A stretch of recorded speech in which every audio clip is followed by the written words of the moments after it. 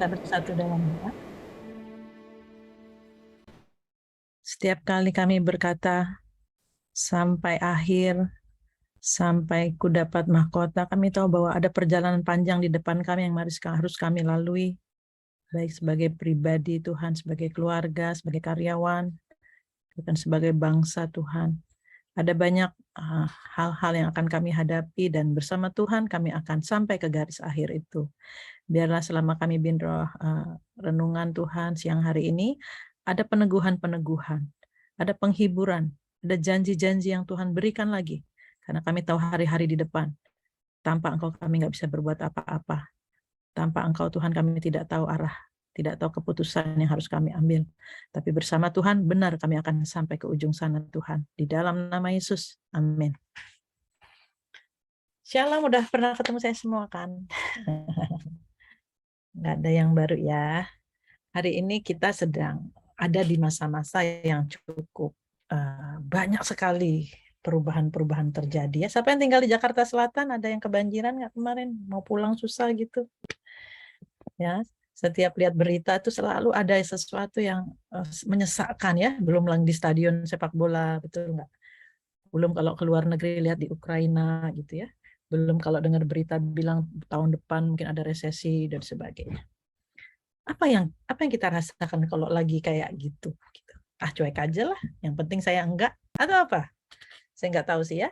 Masing-masing mungkin punya. Tetapi saya pribadi merasakan sebuah peneguhan, bukan peneguhan ya, sebuah keyakinan bahwa apa yang Tuhan sebutkan di firman Tuhan di Alkitab itu semua tergenapi satu-satu gitu. Semua terjadi dan kita nggak kaget sih harusnya. Tapi kita akan lebih fokus, terus kita harus ngapainnya itu yang kita kejar. Kalau di luar sana ngapain kita nggak bisa kendalikan ya peristiwa-peristiwa itu. Tapi kita harus bagaimana? Itu yang harus terus-menerus kita ingat.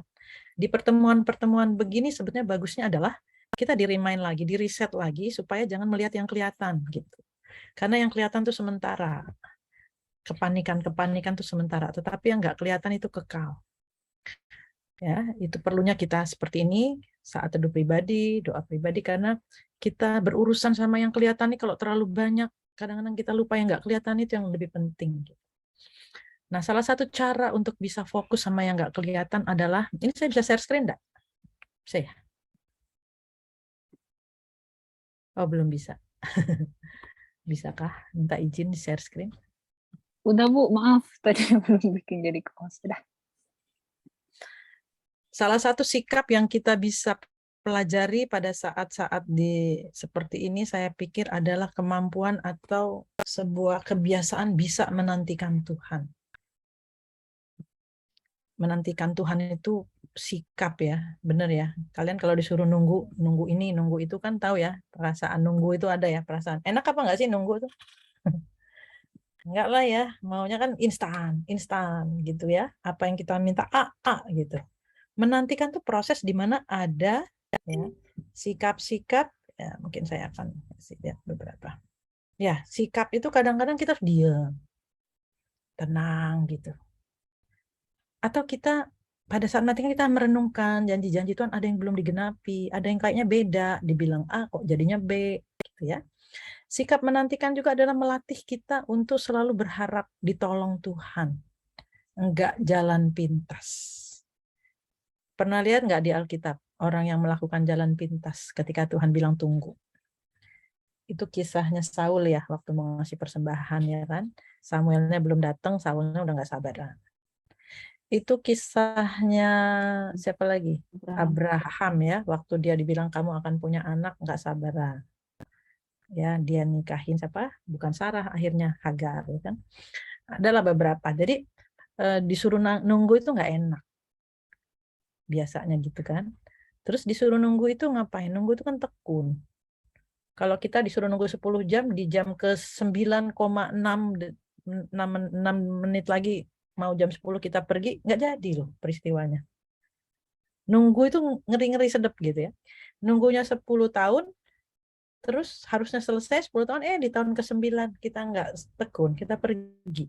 Karena itu, apakah aku dapati iman di bumi, kata Tuhan. Tuhan itu nunggu sampai detik, sampai dia melakukan. Percaya nggak? Sampai ujung. Tapi hari ini, siang ini saya berdoa, kita semua berdoa, Tuhan beri kami sikap menantikan yang benar, sikap menantikan yang sesuai firman Tuhan, supaya apa? Hebat sekali akibatnya soalnya. Ya, kalau kita bisa menjadikan ini, melatih ini tiap hari dalam hidup kita. Satu-satu ya, kita belajar diam dan tenang. Kenapa orang diam dan tenang ini penting di mata Tuhan? Karena lihat ya, Tuhan itu bisa dirasakan kebaikannya. Tuhan adalah baik bagi siapa?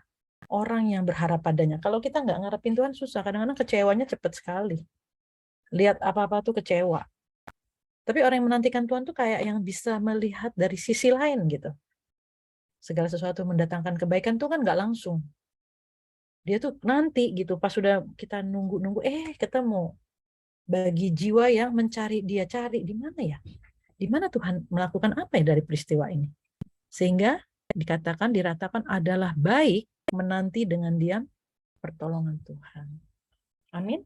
Coba Bapak Ibu di sini ada nggak sesuatu yang kalian belum terima? Belum terima nih, belum terima. Sampai hari ini nggak terima. Nggak promosi udah 10 tahun misalnya. Atau nggak punya anak. Atau misalnya utang saya nggak dibayar-bayar sama orang gitu. Atau aku nggak bisa bayar utang, bisa juga ya. Tapi intinya ada nggak yang sedang kita harapkan hari ini?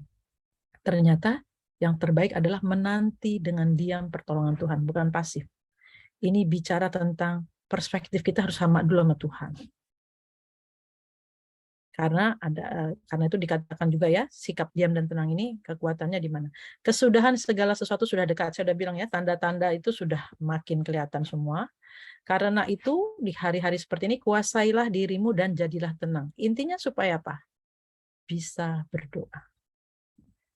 Kemarin anak saya ya, macet itu kan, gara-gara di Jakarta Selatan macet, mau naik MRT nggak ada kendaraan, dia harus jalan kaki ke stasiun MRT-nya dari rumah sakit Siloam di sana.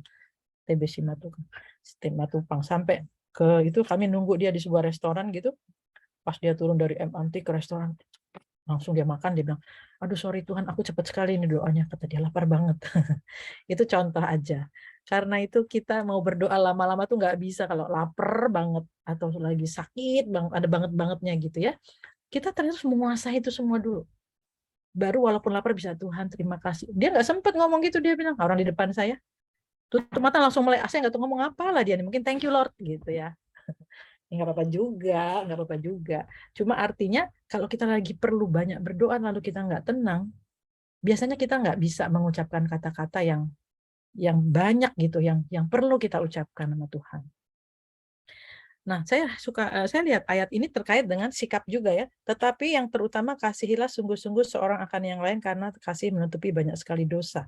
Ternyata salah satu menguasai diri, bisa berdoa itu adalah suatu sikap di mana kita juga harus waktu mau berdoa itu merenungkan interaksi kita sama orang di sekitar. Jadi yang bikin orang nggak bisa berdoa dengan baik, satu, dia lagi rusuh, nggak tenang, atau dua, dia lagi benci, kesel sama orang. Itu biasanya agak susah kita berdoa. Ya, ingetannya itu terus saja tuh, kesalahan-kesalahan orang yang bikin kita males lah gitu, dan seterusnya. Kita belajar siang ini satu ya, poin diam dan tenang. Bisa belajar, mau latihan gimana caranya? Kalau saya punya trik, saya selalu bangun sebelum orang lain bangun, karena nggak dirusuhin apa-apa, lalu saya duduk atau saya sambil baring, tapi saya bicara sama Tuhan. Banyak-banyak yang saya omongin. Pagi-pagi itu saya banyak banget omongan sama Tuhan. Kadang kalau saya nggak gampang tidur lagi ya, kalau udah kebangun malam jam 3 gitu, saya suka nggak langsung tidur, saya ngomong lagi sama Tuhan. Banyak yang saya omongin.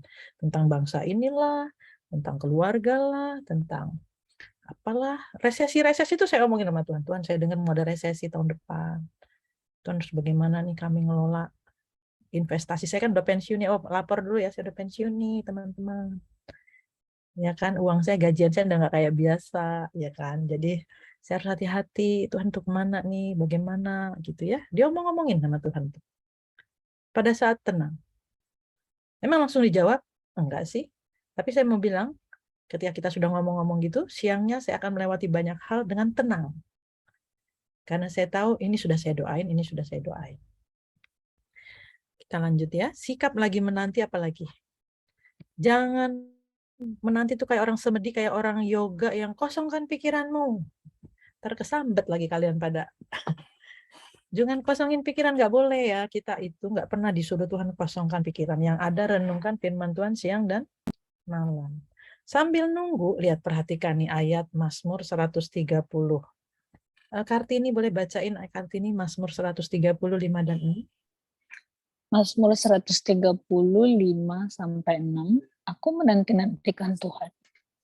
Jiwaku menanti-nanti dan aku mengharapkan firman-Nya. Jiwaku mengharapkan Tuhan lebih daripada pengawal mengharapkan pagi. Lebih daripada pengawal mengharapkan pagi.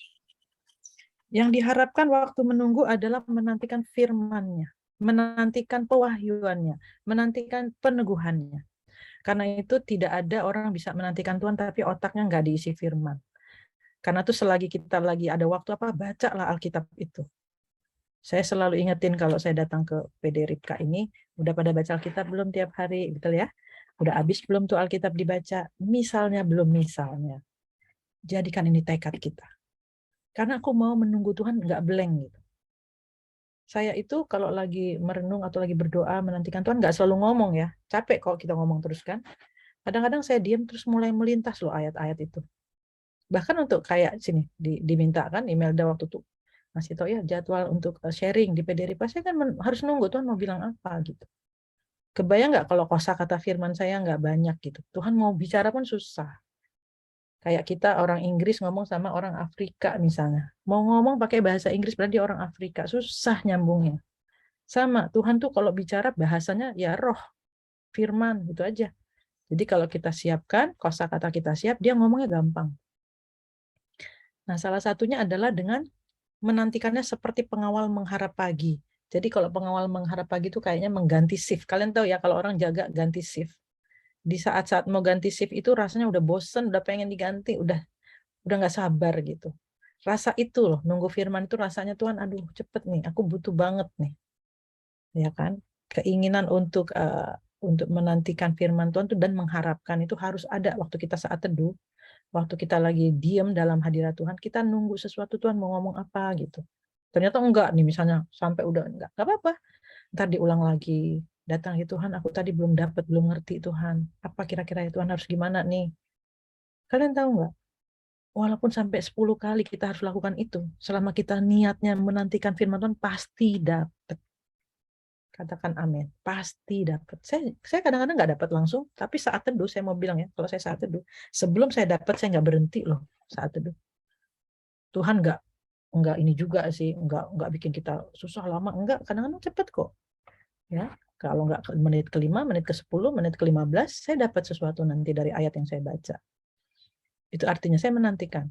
Kemudian apa yang terjadi waktu kita merenungkan firman? Kan firman Tuhan itu bermanfaat ya untuk mengajar, menyatakan kesalahan, ya, mendidik orang dalam kebenaran dan seterusnya. Ayat Filipi ayat 4 ini harus menjadi target bahwa kita sudah selesai. Oke, aku udah bisa pergi nih. Aku udah selesai nih menantikan hal ini. Ini harus jadi target. Apa itu targetnya? Imelda boleh baca. Ketika kita menantikan Tuhan, targetnya ini. Filipi 4 ayat 8, Melda, boleh baca. Saudara-saudara, semua yang benar, semua yang mulia, semua yang adil, semua yang suci, semua yang manis, semua yang sedap didengar, semua yang disebut kebajikan dan patut dipuji, pikirkanlah semuanya itu. Jangan berhenti menantikan Tuhan sampai otak kita bisa kayak gini. Ngerti maksud saya? Peristiwa dalam hidup kita ini banyak dan macam-macam bentuknya. Tapi selama kita menantikan Tuhan, kita minta Tuhan supaya keluar dari penantian ini. Aku bisa melihat hal yang manis, yang mulia, yang sedap didengar, yang patut dipuji dari semuanya yang aku hadapi. Selesai kita, saudara, bebas. Ada sukacita, walaupun penyakit belum sembuh, misalnya ya, walaupun keadaan belum membaik, tapi keluar sudah rasa pikiran yang manis itu yang kita pikirin. Apa yang kita dapat dari firman itu yang kita pikirin. Saya percaya saya nggak usah bagi di sini, saya lihat udah orang-orang lama semua ya, waktu kita ke penjara juga kita pergi pelayanan, saya lihat hati kalian untuk melayani itu udah luar biasa. Saya percaya bahwa kalian ngertilah bahwa kekuatan kita di pikiran ini luar biasa. Kalau kita nyimpen semua ini dalam pikiran kita keluar dari mulut juga yang keluar adalah hal-hal yang kayak gini. Ya kan? Kemudian kita juga berdoa yang keluar hal begini. Kita ngomong sama orang keluar hal gini. Apapun, kebayang nggak betapa hidup kita dari mujizat demi mujizat. Hanya gara-gara apa? Kita bisa merubah cara berpikir kita sesuai dengan firman Tuhan. Mintalah, kalau kamu tinggal dalam aku dan aku dalam kamu, mintalah apa saja. Artinya waktu kita udah connect sama pikiran dan perasaan Tuhan, minta apa saja. Saya ini waktu pensiun, saya cuma minta supaya saya tidak punya kendala untuk tetap memberi, untuk tetap melayani, itu aja kan ya. Tiba-tiba dengan gaji yang jauh sekali turun, namanya udah pensiun gitu ya, tetap dapat bulanan kecil. Di bulan yang sama saya nggak gajian normal lagi, di bulan yang sama ini kedua anak saya bekerja dan digaji. Jadi kalau mau dijumlahin, ternyata nggak turun-turun amat ya ternyata. Tapi kan itu nggak bisa saya buat-buat.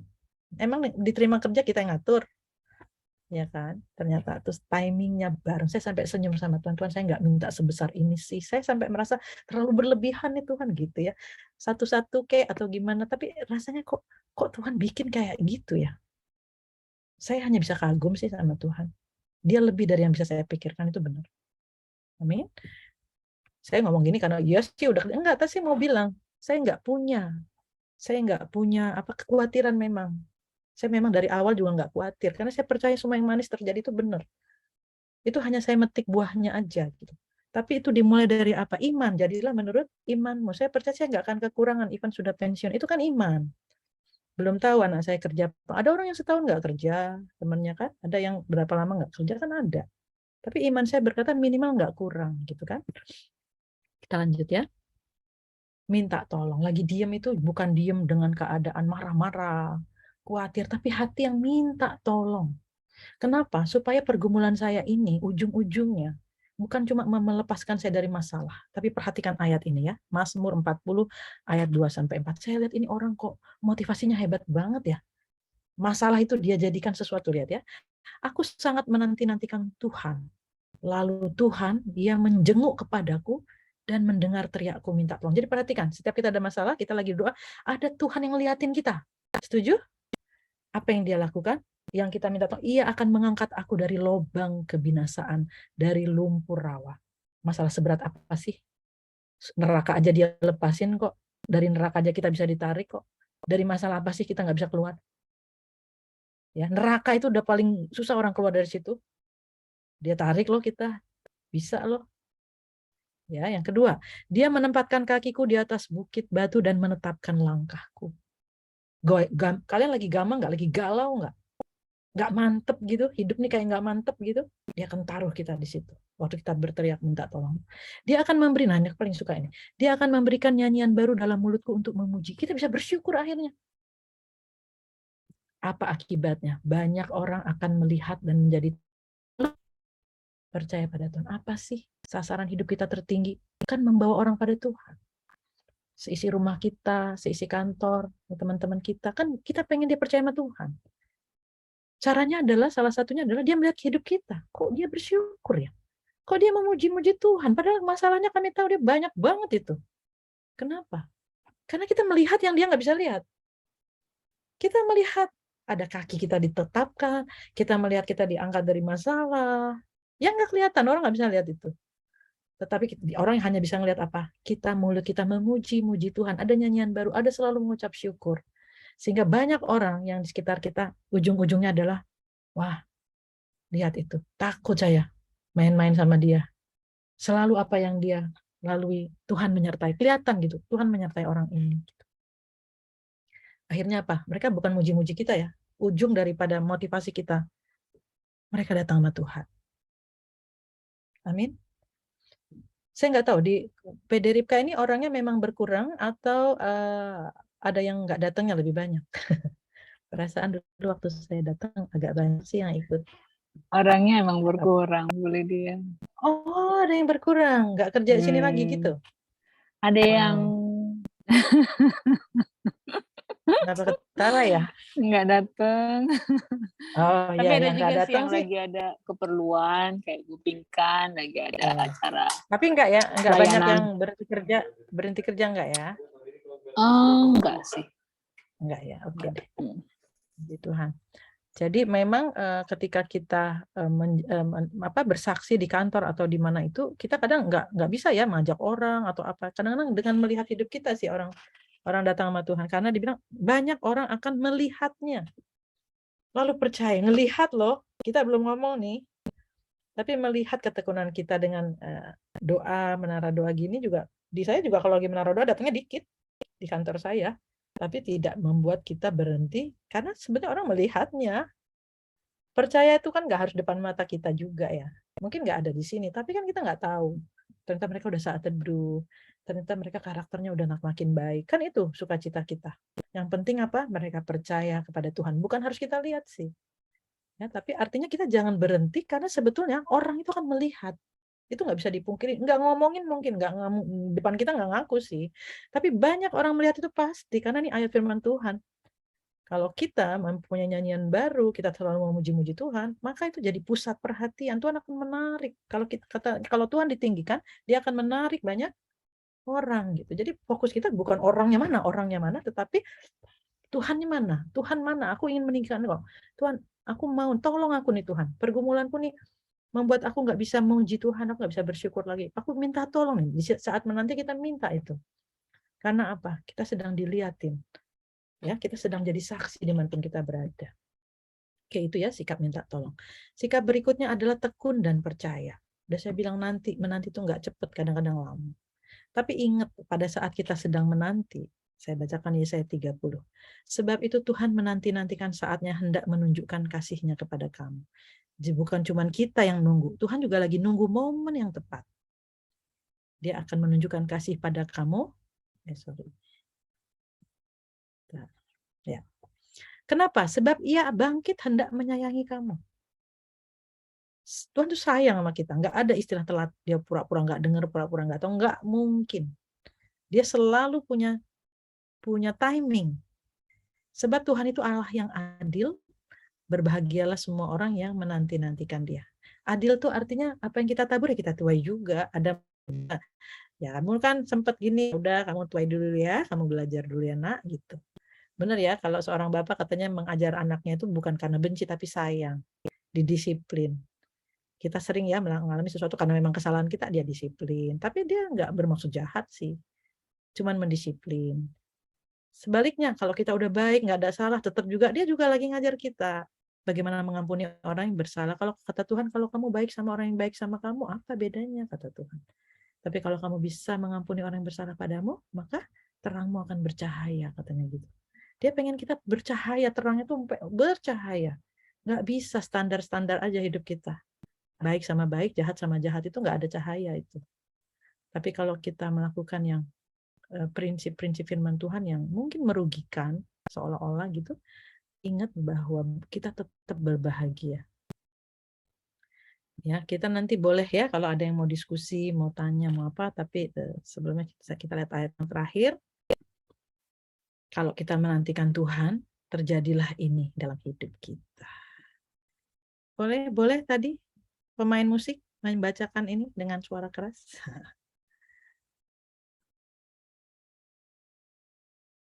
Siapa tadi yang di studio? Ya, bacakan boleh. Yesaya 40, 29 sampai 31. Yesaya 40, 29 sampai 31, demikian firman Tuhan. Dia memberi kekuatan kepada yang lelah dan menambah semangat kepada yang tidak berdaya. Orang-orang muda menjadi lelah dan lesu dan teruna-teruna jatuh tersandung. Tetapi orang-orang yang menanti-nantikan Tuhan mendapat kekuatan baru. Mereka seumpama raja wali yang naik terbang dengan kekuatan sayapnya. Mereka berlari dan tidak menjadi lesu. Mereka berjalan dan tidak menjadi lelah. Ini bulan Oktober, 2 bulan lagi. Kalian tenaga habis atau makin kuat menjelang Desember? Ya, yang kerja gitu ya. Udah akhir tahun ini makin habis-habisan, aku udah diperes nih tenagaku. Atau kayak ayat ini. Mereka itu ya udah lari 10 bulan tahun 2022, nggak lesu juga. Mereka nggak lelah juga. Rahasianya bukan makan vitamin banyak-banyak, tetapi karena menanti-nantikan Tuhan tiap hari. Sekali lagi saya sudah nggak bekerja pensiun, tapi saudara tahu, tiba-tiba saya merasakan semangat untuk saya sebarin ke teman-teman saya pensiunan. Kita bikin yuk acara rohani yang isinya orang pensiunan gitu ya. Bener-bener nih orang nggak mau diem katanya ya. Udah nggak kerja juga. Masih aja ngundang-undang orang. Kayak nggak ada habis-habisnya gitu ya. Kenapa? Saya pikir dari mana ya keinginan itu repot ya pikir-pikir kan. Orang udah pensiun lah diajak-ajak. Tapi saya merasa bukan hanya saya. Banyak di antara kami yang pasti mau. Karena saya teman-teman saya juga pasti ya punya kekuatan baru. Terlalu sedikit hidup kita kalau hanya bekerja di dunia terus pensiun stop gitu ya. Sampai Yesus datang tadi lagu kita bilang sampai akhir ada mahkota, ada yang mau kita capai gitu. Dan saya jujur tanya sama kalian semua, ada nggak di sekitar kalian yang belum percaya kepada Tuhan? Baik orang seisi rumah, teman di kantor, orang di jalan yang ketemu. Saya beberapa kali kalau lagi penginjilan sama supir Grab, kami berdoa loh, minggir Pak, kalau Bapak memang mau menerima Roh Kudus, saya bilang, kita minggir. Beberapa orang lah berdoa kami. Kenapa? Karena buat saya kalau saya masih hidup dan masih ketemu orang yang belum percaya Tuhan, ya saya harus apa ya? Harus siap lah dipakai Tuhan kapan aja, bagaimana aja, sampai kapanpun gitu. Ya panggilan kita macam-macam mungkin ya, pelayanan kita macam-macam, tapi percayalah, kita sedang ditunggu-tunggu. Ada nyanyian baru, ada ucapan syukur yang terus kita naikkan, dan itu membuat orang percaya pada Tuhan itu pasti terjadi dalam hidup kita. Saya mau berdoa untuk PD Ripka ini. Kalian terus tetap menantikan Tuhan, even pada saat nge-zoom atau lagi sendiri-sendiri. Biar ada orang-orang yang percaya sama Tuhan melalui pelayanan di sini, maupun pelayanan pribadi kita dimanapun. Itu yang mau saya sampaikan sebelum ada tanya-jawab atau diskusi. Kita berdoa sebentar ya. Kita tundukkan kepala dan mari kita dalam waktu 1 menit aja belajar, 1 menit. Saya akan diam aja sih. Saya nggak bicara. Saya minta firman Tuhan berbicara pada setiap kita, apapun pergumulan. Rabasiki.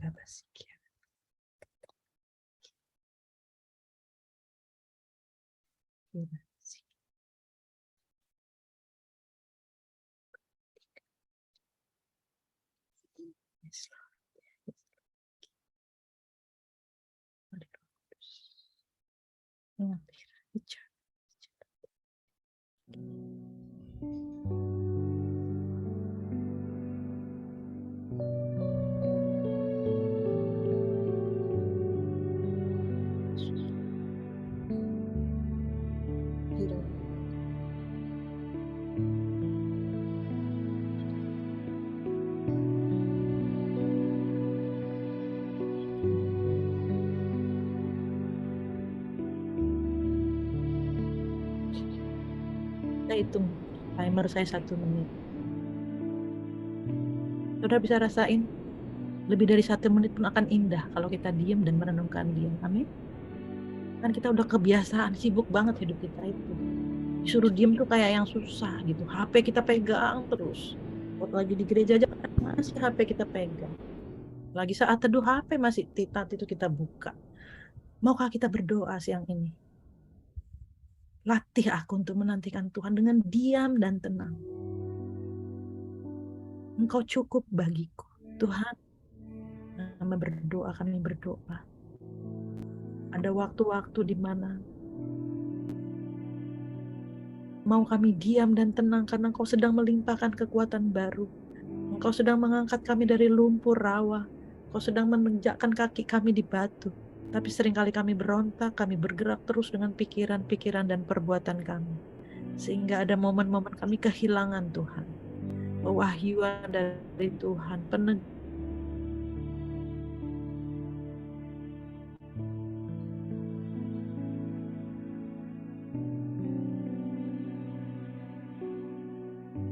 waktu sendiri kami menjadi waktu yang indah. Bukannya kesepian, bukannya kami merasa sedih, tapi kami tahu di saat itu kami sedang bersama Tuhan, menanti-nantikan Tuhan, menjadi kesukaan kami, menjadi kebiasaan kami di dalam nama Yesus. Amin. Di Tuhan, saya serahkan. Puji Tuhan. Terima kasih hambanya